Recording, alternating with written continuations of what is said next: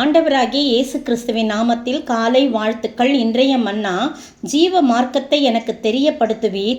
உம்முடைய சமூகத்தில் பரிபூரண ஆனந்தமும் உம்முடைய வலது பார்சத்தில் நித்திய பேரின்பமும் உண்டு.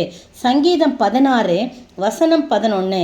எவ்வளவு அழகாக இந்த சங்கீதக்காரனாகிய தாவீது எழுதின சங்கீதம். மிக்தாம் என்னும் பொற்பன திக்கீதம் என்று சொல்லி போடப்பட்டிருக்கிறது.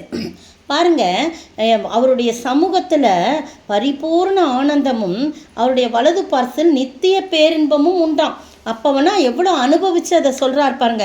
எந்த ஒரு மனிதன் கர்த்தருடைய சமூகத்துக்கு முன்பாக இருக்கிறானோ அந்த மனிதனுக்கு பரிபூர்ண ஆனந்தமும் அவருடைய வலது பார்சத்தில் நித்திய பேரின்பமும் உண்டாம். இதை விட ஸ்லாக்கியம் யாருக்குங்க வேணும்? கர்த்தருடைய சமூகம் நித்திய பேரின்பமாக இருக்கிறது. அது மகிழ்ச்சியை கொடுக்கிறதா இருக்கிறது. கர்த்தருடைய சமூகம்னு சொன்னோன்னே எனக்கு ஒரு சம்பவம் ஞாபகம் வந்தது.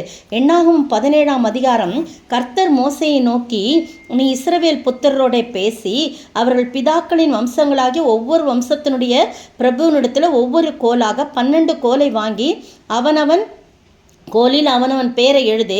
லேவியின் கோலில் லேவியினுடைய கோலின் மேலே ஆரோனுடைய பேரை எழுது.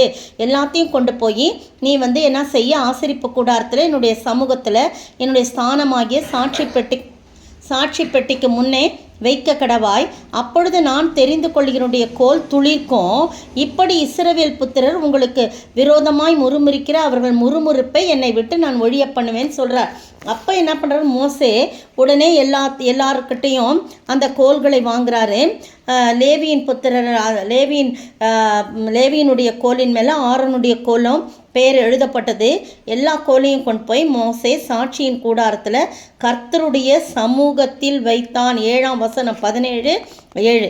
மறுநாள் மோசே சாட்சியின் கூடாரத்துக்குள்ளே பிரவேசிக்க போது, இதோ லேவியின் குடும்பத்தாருக்கு இருந்த ஆரோனின் கோல் துளிர்த்திருந்தது. அது துளிர் விட்டு பூ பூத்து வாதுமை பழங்களை கொடுத்தது. பார்த்தீங்களா? அப்போ எவ்வளவு மகிழ்ச்சி இருந்திருக்கும், எவ்வளவு சந்தோஷம் இருந்திருக்கும். கர்த்தருடைய சமூகத்தில் 12 கோல் வைக்கப்பட்டாலும் ஆரோனின் கோல் மட்டும்தான் துளிர்த்திருந்தது. துளிர் விட்டு பூ பூத்து வாதுமை பழங்களை கொடுத்தது. நீங்களும் நானும் கர்த்தருடைய சமூகத்தில் உண்மையாய் போகும்போது, எல்லாரும் வரோம் ஆலயத்துக்கு, எல்லாரும் கர்த்தருடைய சன்னதிக்கு போகிறோம். ஆனால் நாம் கனி கொடுக்கின்ற ஒரு வாழ்க்கை வாழ்கிறோமா? கர்த்தருடைய சமூகத்தில் பரிபூர்ண ஆனந்தமும் அவருடைய வலது பார்சல் நித்திய பேருமும் நமக்கு இருக்கிறதா என்று பார்க்கும்போது அது கண்டிப்பாக இருக்க வேண்டும். ஏனென்றால் கர்த்தர் தெரிந்து கொள்ளுகிறனுடைய கோல் துளிர்க்கும் என்று சொல்கிறார். கர்த்தரே சொல்கிறார் இதை மோசைக்கிட்ட. அப்போ ஆரோனின் கோலை அவர் தெரிந்து கொண்டார், லேவியின் கோத்திரத்தை அவர் தெரிந்து கொண்டார்.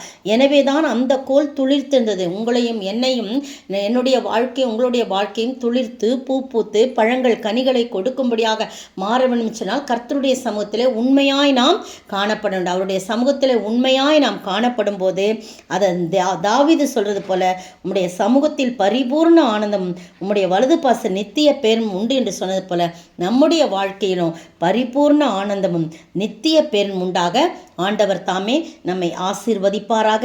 உண்மையோடு அவருடைய சமூகத்துக்கு ஓடுவோம். கர்த்தருடைய சமூகம் நித்திய பேரின்பமாய் நமக்கு காணப்பட ஆண்டவர் தாமே கிருபை செய்வாராக. ஆமென். கர்த்த சமூகம் ஆனந்தமே, பக்த சபையில் பேரின்பமே, பணிந்து குனிந்து தொழுகிறோம், கனிந்த மைக்கண் பாருமே, தேவா பிரசன்னம் தாருமே, தேடிவும் பாதம் தொழுகிறோம். சோத்தரிக்கிற ஆண்டவரே, துதிக்கிற ராஜா, உம்முடைய பிரசன்னம், உம்முடைய சமூகம் நித்திய பேரின்ப ஆண்டவரே. எத்தனை பெரிய மகிழ்ச்சி ஆண்டவரே. அப்படியாய் உம்முடைய சமூகத்திலே நாங்கள் ஏனோ தானோம் என்று வராதபடி உண்மையாய் நாங்கள் வரும்படியாக அதன் மூலம் பேரின்பமும் நித்திய பேரின்பமும் பரிபூர்ண ஆனந்தமும் நாங்கள் பெற்று வாழ நீர் கிருபை செய்ய வேண்டுமாய் செபிக்கிறோம். பக்தன் பாடுகிறது போல, கர்த்தர் சமூகம் எனக்கு பேரின்பம், அவருடைய அது எனக்கு நித்திய பேரின்பம் அப்படி அப்படின்னு சொல்கிறார் ஆண்டவரே. அப்பா தகப்பனே, அதுபோல் நாங்களும் கர்த்தர் சமூகம் ஆனந்தமே, பக்தர் சபையில் பேரின்பமே, கர்த்தர் நாமத்தை கொண்டாடி சுத்தர்கள் போற்றும் தேவனே என்று சொல்லி ஒவ்வொரு நாளும் ஆண்டவரை நாங்கள் பாடி உம்மை துதிக்க, வாழ்த்த, வணங்க நீர் கிருபை செய்ய வேணுமாய் செபிக்கிறோம். இயேசுவின் நாமத்தில் செபிக்கிறேன் பிதாவே. ஆமீன், ஆமீன். நேற்றைய பதில், மரத்தை பார்த்து விழி என்றும் ஊமையான கல்லை பார்த்து எழும்பு என்றும் சொல்லுகிறவனுக்கு ஐயோ என்று போதிக்கப்படுகிறது. ஆபகூக் 2ஆம் அதிகாரம் வசனம் 19. இன்றைய கேள்வி, அவருக்கு முன்பாக எது சென்றது? அவர் எதிலிருந்து எது புறப்பட்டது? அவருக்கு முன்பாக எது சென்றது?